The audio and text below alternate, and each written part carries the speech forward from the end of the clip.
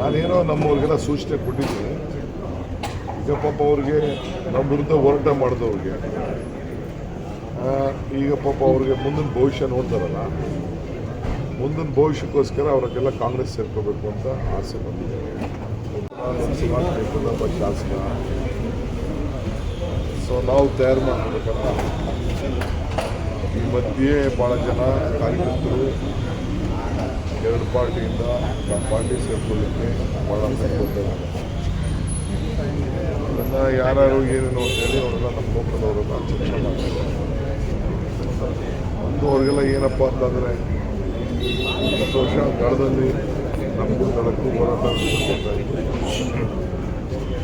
ನಮ್ಮ 5-6 ಕ್ಷೇತ್ರದಲ್ಲಿ ನಮಗೂ ದಳನೇ ನೇರ ಸ್ಪರ್ಧೆ ಇತ್ತು.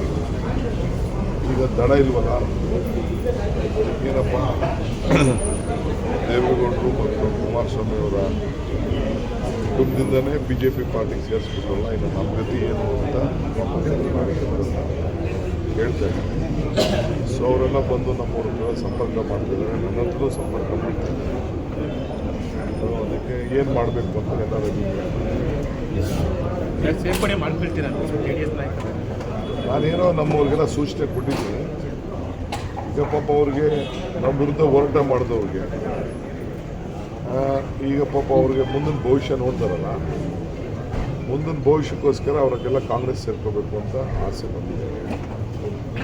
ನಾವು ಎಲ್ಲ ಮರೆತು ಅವ್ರನ್ನೆಲ್ಲ ನಮ್ಮ ಪಾರ್ಟಿಗೆ ಹಳ್ಳಿ ಮಟ್ಟದಲ್ಲಿ ಯಾರೋ ಕಾರ್ಯಕರ್ತರು ಅವ್ರನ್ನೆಲ್ಲ ಸೇರಿಸ್ಕೊಡೋದು. ಸರ್, BJPಯಿಂದ ಪ್ರಬಲ ಅಭ್ಯರ್ಥಿನ ಹಾಕಿದ್ದೀನಿ, ಈ ಸರಿ DK ಪ್ರದರ್ಶನ ಜನ ತಪ್ಪಲ್ಲ ಕಳಿಸ್ತಾರೆ ಅಂತ ಹೇಳಿ ಕುಮಾರಸ್ವಾಮಿ ಸ್ಟೇಟ್ಮೆಂಟ್. ಅವರು ಪಾರ್ಟಿದು ಮಾತಾಡಲಿ. ಕುಮಾರಸ್ವಾಮಿ ದಳದ ಫಸ್ಟ್ ಮಾತಾಡಲಿ. ದಳ ಇದೆಯಾ ಇಲ್ಲ ಅನ್ನೋದನ್ನು ಅವರು ಕುಮಾರಸ್ವಾಮಿ ಫಸ್ಟ್ ಹೇಳಿ, ಆಮೇಲೆ ಪ್ರಬಲ ಅಭ್ಯರ್ಥಿ ಆಮೇಲೆ ಸರ್ ಅದೊಂದು ಇದು ಅರಮನೆ ನಾನು ಇರಲಿಲ್ಲ.